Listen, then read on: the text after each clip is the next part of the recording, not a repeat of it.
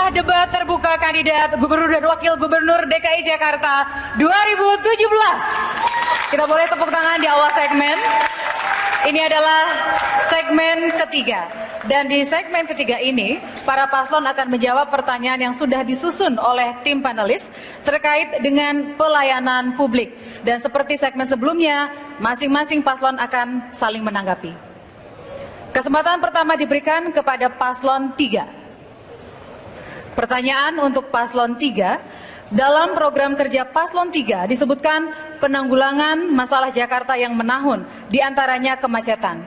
Data Masyarakat Transportasi Indonesia menyatakan kerugian ekonomi akibat kemacetan di Jakarta mencapai 150 triliun per tahun. Jumlah kendaraan terus bertumbuh dan tidak sejalan dengan pertumbuhan ruas jalan. Pemerintah DKI Jakarta menggenjot pembangunan flyover, underpass, dan tol dalam kota.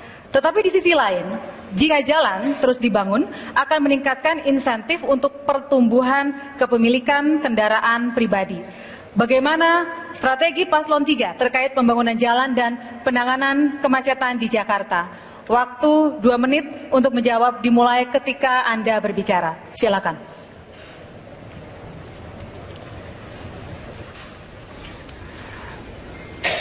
Problem kemacetan di Jakarta karena kita semua mayoritas menggunakan kendaraan pribadi. Karena itu, sederhananya solusinya adalah dengan memfasilitasi kendaraan publik massal. Bukan hanya kendaraan publik massal. Kalau hanya kendaraan publik saja bisa ojek, itu kendaraan publik, tapi tidak massal. Arahnya kemana? Arahnya kepada penggunaan seperti busway, bis, minibus, sampai dengan angkot. Yang kita akan bangun adalah sistem transportasi yang terintegrasi. Artinya, kalau kita membayangkan warga Jakarta seperti badan, maka jalur transportasi adalah pembuluh darahnya. Bisa mengalir ke seluruh bagian. Sistem transportasi yang ada di Jakarta, angkutan umum massal, tidak bisa menjangkau semua titik. Di Jakarta ada 13 juta motor, 4 juta mobil, dengan 10.200.000 penduduk. Dengan situasi seperti ini, maka yang akan kita lakukan adalah, pertama, membuat jalur MRT, LRT, dan BRT sebagai tulang punggung. Sesudah itu, jalur yang lebih kecil, bis yang lebih kecil, kemudian mikrolet, angkot, sampai ke wilayah-wilayah. Angkot bergerak di kampung, sehingga seorang warga yang mau pergi dari satu titik ke titik lainnya bisa menggunakan kendaraan umum dekat rumahnya dan sampai ke lokasi yang dituju. Hari ini tidak ada kendaraan yang sampai ke wilayahnya masing-masing. Dan kita akan menyiapkan Rp5.000 untuk seluruhnya. Bukan hanya busway, naik mikrolet, naik angkot, bayar 5.000, pindah tiket terusan tanpa harus bayar sampai ke tempat tujuan. Dan itu dilakukan secara terintegrasi. Dengan cara demikian semua akan mendapatkan manfaat. Terima kasih. Waktu habis.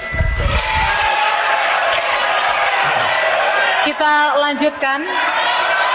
Mohon tenang para pendukung. Semangatnya luar biasa, tapi harus tetap tertib selama berlangsungnya debat. Berikutnya pertanyaan untuk paslon 1. Dalam strategi kebijakan paslon 1 disebutkan diantaranya mengenai pengelolaan sampah. Sampah merupakan salah satu masalah utama di Jakarta. Volume sampah mencapai 6.500 sampai 7.500 ton per hari. Volume sampah yang sangat tinggi tersebut membutuhkan biaya besar untuk menanganinya. Pada sisi lainnya, kawasan di sekitar Jakarta juga semakin resisten untuk menerima dan menjadi tempat pembuangan akhir sampah dari Jakarta. Bagaimana strategi paslon 1 untuk mengelola sampah secara inovatif dan berkelanjutan? Silakan dijawab dalam waktu 2 menit dimulai sekarang.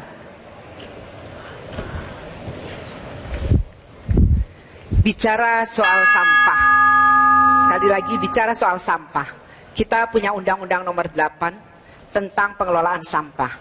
Bicara soal sampah sebenarnya itu diawali bukan pada TPA atau tempat pengolahan akhir, tapi lebih daripada awal, di mana ketika kita keluar dari rumah, kemudian ketika keluar kita dari mall, itu adalah persoalan sampah dimulai. Nah, disinilah bagaimana kita mengelola sampah ini. Dan sekali lagi saya ingin mengingatkan bahwa pembangunan DKI Jakarta ini jelas sekali adalah pembangunan yang partisipatif dan sekaligus pembangunan yang empowerment, yang memberdayakan masyarakat.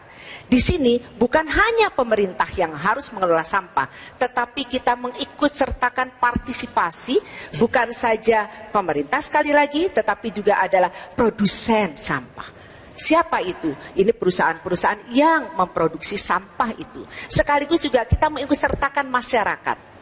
Dalam perjalanan saya bersama Mas Agus tentunya ketika melakukan gerilya lapangan, itu ternyata banyak sekali sampah-sampah. Kita ketemu di Muara Kamal, kita ketemu di Penjaringan, kemudian bahkan kita ketemu juga di Tanjung Priuk, kemudian di Cipinang Cakung. Sampai saya mengatakan, sesungguhnya bicara sampah, ini pemerintah kalau beri sekitar 7.000 ton per hari. Nah ini harus dikurangi, Jadi diolah dulu sampah itu oleh masyarakat dengan bank-bank sampah melalui RW, ini empowerment. Nah kemudian ketika sampai di pelayanan akhir atau di pembuangan akhir ini, kemudian dia akhirnya akan berkurang. Nah disinilah saya ingin peran serta aktif masyarakat untuk ikut. Bahkan kita terjun ke lapangan, bukan hanya di atas meja, bukan di balai kota dengan rapim, kemudian marah-marah, tetapi kita langsung di lapangan. Waktu habis. Para pendukung, sekali lagi kita tetap tenang. Kami yakin seluruh pendukung dapat terus-menerus hingga selesai menjaga ketertiban bersama. Baik, kita lanjutkan. Sekarang kesempatan untuk paslon 2. Pertanyaannya adalah, program kerja paslon 2 diantaranya mencantumkan tentang isu air. Dan memang salah satu persoalan krusial warga Jakarta saat ini adalah air bersih. Sekalipun sudah diswastanisasikan, sampai saat ini Pamjaya belum mampu memasok secara optimal kebutuhan air bersih di Jakarta, baik dalam hal akses maupun dalam hal kualitas. Pamjaya hanya mampu menyediakan 1/3 dari total kebutuhan air bersih. Padahal Kementerian Pekerjaan Umum dan Perumahan Rakyat menargetkan tahun 2019 PDAM di Indonesia harus bisa diakses oleh 99% masyarakat Indonesia. Sebagai tambahan, Yayasan Lembaga Konsumen Indonesia memiliki data bahwa mayoritas air PDAM hanya dipakai untuk aktivitas MCK. Bagaimana strategi paslon 2 untuk memastikan akses dan kualitas air bersih bagi warga Jakarta? Waktu 2 menit untuk menjawab pertanyaan, dimulai dari sekarang. Ya, ketika kami masuk, kami sadar perusahaan air minum itu dikuasai oleh swasta. Tapi tentu kita harus menghargai apa yang dilakukan oleh investor ini. Maka kami melakukan renegosiasi. Selain renegosiasi dengan perusahaan Palija dan Aitra, kami juga memulai membangun sendiri penggabungan manajemen, sedang diurus perdanya, antara perusahaan air limbah, PAL, dengan perusahaan air minum. Artinya apa? Nanti ke depan, kalau Anda mau mendapatkan air bersih, maka Anda harus memasang air kotor. Nanti bagaimana caranya yang tidak mampu? Kami melakukan subsidi yang kita kenal dengan PSO, Public Service Obligation. Ketika masyarakat nggak mampu membayar nilai tertentu, kami yang membayar. Ini yang kami namakan bagaimana mengadministrasi keadilan sosial. Yang mampu membayar lebih, yang tidak mampu kami subsidi. Nah lalu apa yang kami lakukan lagi? Tentu persoalan air ini kami sadar betul. Orang yang tidak mampu justru membeli air 25.000 sampai 50.000 per kubik. Padahal air yang kami jual itu hanya untuk orang yang miskin hanya 1.050 rupiah per kubik. Ini tentu hal yang jauh sekali. Lalu bagaimana kami lakukan? Ternyata orang tidak mampu tidak sanggup membayar pemasangan awal. Nah sekarang kami telah memasang puluhan ribu rumah-rumah, saya kira mungkin tahun ini bisa capai ratusan ribu, pemasangan gratis.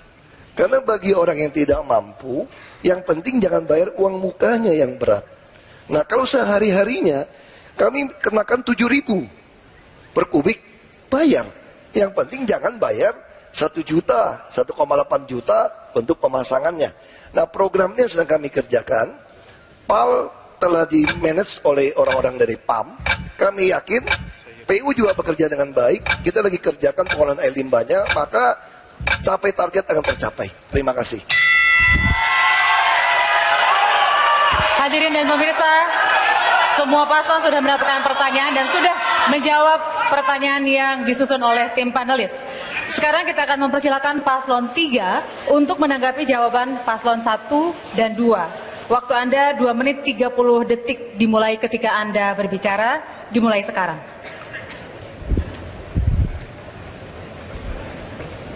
Kami memulai sebuah program yang sekarang sudah menjadi gerakan, OKOC. Apa itu OKOC? One Kecamatan, One Center for Entrepreneurs. Jadi ide tadi mengenai sampah, bukan lagi sampah menjadi masalah, tapi sampah menjadi berkah. Sampah dengan program OKOC akan menjadi sebuah sumber penghasilan, memiliki nilai tambah. Banyak sekali pengusaha-pengusaha sekarang lahir dalam pengelolaan sampah. Kalau kita memberikan sebuah kesempatan bahwa mereka juga bisa menciptakan lapangan pekerjaan dan bisa kita integrasikan dengan sistem yang sekarang sudah dibangun PPSU, itu sangat-sangat memberikan nilai tambah. Kami melihat begitu besar peluang OKOC untuk menciptakan kesejahteraan bagi rakyat. Silakan Kang Anies, mangga. Dan terkait dengan air, yang kita perlu perhatikan di sini adalah lebih dari 5 juta warga Jakarta sampai dengan sekarang belum mendapatkan air pump. Karena itu pipanisasi menjadi krusial. Seperti yang disampaikan juga tadi, pipanisasi. Karena itu kita yang akan dilakukan adalah prioritaskan pada kampung-kampung. Rumah dengan ukuran di bawah 150 meter akan menjadi prioritas utama. Otomatis kampung-kampung di Jakarta dan di situ tempat yang minim. Masuk langsung pipanisasi dan dalam 5 tahun tuntas. Yang kedua, akan diberikan subsidi 80% bagi mereka yang rumahnya di bawah ukuran 70 meter persegi. Begitu Anda ketemu rumah di bawah 70 meter persegi, dengan sendirinya langsung hanya bayar 20%. Dan kita semua lakukan pipanisasi itu dengan 0 rupiah. Sebagaimana program kita juga memberikan pada warga yang hari ini tidak punya rumah untuk mendapatkan rumah dengan kredit DP-nya 0 rupiah. Dengan 0 rupiah DP, maka seperti juga pipa, mereka tak kuat membayar di awal. Rumah juga sama, jangan airnya mengalir tapi rumahnya tak dimiliki. Miliki rumahnya, miliki air bersihnya, dan kemudian merasakan kesejahteraan, keadilan di Jakarta. Itu yang akan kita laksanakan di Jakarta 5 tahun yang akan datang. Terima kasih. Waktu masih ada, apakah akan digunakan atau cukup? Baik, para pendukung harap tenang. Para pendukung harap tenang, tata tertib sudah dibacakan di awal debat dan penyelenggara yaitu KPU DKI Jakarta mengingatkan kami moderator untuk mengingatkan Anda para pendukung. Jika ada yang tidak dapat menjaga ketertiban, maka penyelenggara berhak untuk mengeluarkan pendukung yang tidak tertib. Baik, kita lanjutkan. Silakan paslon 1 menanggapi jawaban paslon 2 dan paslon 3. Waktu Anda 2 menit 30 detik dimulai ketika Anda berbicara. Silakan. Masalah macet memang sangat membuat kita frustrasi. Tetapi tidak menjadi skeptis karena saya dan Pak Silvi memiliki komitmen untuk bisa menghadirkan berbagai kebijakan dan juga inovasi, termasuk melanjutkan apa yang sudah dilakukan hari ini dan dilakukan oleh gubernur-gubernur sebelumnya. Tentu kita tahu bahwa pertumbuhan ruas jalan tidak ada apa-apanya dibandingkan dengan pertumbuhan jumlah kendaraan pribadi. Kita ingin benar-benar lebih mengajak dan membuat masyarakat berpihak pada kendaraan transportasi umum massal. Artinya kita harus memberikan insentif yang tepat. Harus aman, nyaman, tepat waktu, dan juga terjangkau. Selain itu, kita juga ingin mengedepankan pola-pola hidup yang lebih efisien lagi. Kita bangun transit hub yang memadai, intermoda transportasi juga dapat terjadi. Dan pada akhirnya sasaran kita adalah mengurangi waktu tempuh pada saat-saat peak hours. Dan juga kita ingin membangun jalur-jalur khusus sepeda, termasuk memberikan insentif yang positif bagi para pejalan kaki. Artinya pedestrian kita juga harus baik. Kemudian terkait dengan masalah air. Kita tentu ingin meyakinkan bahwa dari 800.000 terdaftar sebagai pelanggan air di Jakarta, ada 22% yang belum mendapatkan pelayanan dengan baik. Kualitasnya tidak baik, tidak lancar. Banyak sekali masalahnya, termasuk adanya pencurian air di tengah-tengah perjalanan. Dan kita ingin yakinkan itu tidak terjadi. Harus ada enforcement yang baik. Tetapi di saat yang bersamaan, kita juga harus memahami bahwa masih banyak masyarakat kita yang tidak memiliki akses terhadap air baku yang baik, yang bersih. Oleh karena itu, pemerintah memiliki tanggung jawab untuk bisa menyiapkan persediaan air baku yang semakin baik. Tentu kita harus lakukan secara sistematis. Kita bangun kolam-kolam retensi, termasuk sumur-sumur resapan dan juga dengan water harvesting. Dan itu semua akan menambah suplai air diperlukan, jika diperlukan oleh masyarakat sewaktu-waktu. Dan terakhir saya menambahkan sedikit tadi yang disampaikan Pak Silvi, dalam mengelola sampah. Selain kita merevitalisasi tempat pengelolaan air, kita juga membangun intermediate treatment facility untuk menjadikan sampah menjadi energi. Terima kasih.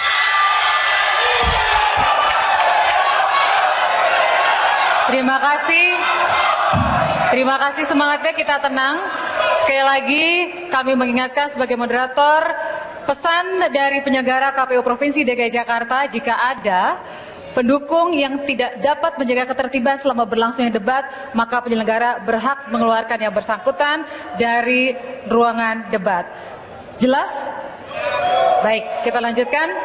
Kini kesempatan yang sama diberikan pada Paslon 2 untuk menanggapi jawaban Paslon 1 dan 3 dalam waktu 2 menit 30 detik dimulai ketika Anda mulai berbicara. Perlu saya jelaskan soal transportasi. Yang kita lakukan ini bukan membangun jalan terus. Tidak ada di dunia yang bangun jalan bisa memenuhi untuk mengatasi kemacetan. Maka yang kami bangun adalah yang berbasis rel kereta api. MRT, LRT, tentu ada bus rapid transit yang kami selesaikan. 6 koridor, 3-15 koridornya. Lalu apa yang kami lakukan? Tahun lalu, mungkin pasangan Paslon 3 tidak baca. Tahun lalu kami Transjakarta telah menambah 53 trayek baru. Tahun ini akan menambah 77. Langsung masuk ke perumahan-perumahan. Kenapa belum kelihatan? Karena kami tidak ingin impor. Hampir semua bus kami beli dari lokal karoseri. Lalu apa yang kami lakukan lagi? Kami sedang membangun banyak apartemen di atas terminal-terminal maupun stasiun-stasiun maupun pasar-pasar kami, supaya pekerja-pekerja orang Jakarta yang nggak mampu beli rumah di Jakarta, kerja di Jakarta, kembali tinggal di Jakarta dengan menyewa apartemen harga kos. Tapi ketika gajinya di atas 10 juta, kami akan menjual apartemen itu dengan harga modal hanya 300 juta untuk ukuran 36. Jadi ini akan mendorong mengatasi kemacetan. Bahkan sekarang kami melakukan subsidi. Orang Tangerang, Depok, Bekasi ke Jakarta bayar 3.500. Lalu dari mana uang subsidi nanti bisa sampai 45 triliun? Itulah kami kenakan jalan berbayar atau dikenal dengan ERP. Dari uang ini masuk, ini kami namakan bagaimana mengadministrasi keadilan sosial. Lalu mengenai sampah, Februari ini, bulan depan kami sudah groundbreaking membangun waste to energy. Dikerjakan oleh BUMD kami. Jadi kami sudah siapkan, semua bertahap, termasuk di kampung-kampung harus dididik dengan uang yang baik. Mungkin Mas Jarod bisa tambahkan sedikit. Terima kasih. Untuk mutasi, promosi, dan demosi, ukurannya jelas. Kita sangat sabar. Beberapa kali kita berikan peringatan, masukan. Jangan korupsi. Warga Jakarta butuh pelayanan yang cepat, tepat, profesional, dan bebas dari pungli. Oleh karena itu, apabila ada mereka-mereka yang lambat untuk mengeksekusi kebijakan dengan menyesal, dengan senang hati juga, kami akan ganti. Oleh sebab itu, untuk pergantiannya, kita membuat dengan cara lelang terbuka. Terima kasih. Segmen 3 telah kita ikuti bersama. Segmen 2 tadi tentang reformasi birokrasi, segmen 3 tentang pelayanan publik, dan segmen berikutnya akan semakin seru karena antar paslon akan saling bertanya dan menanggapi. Kami akan kembali sesaat lagi.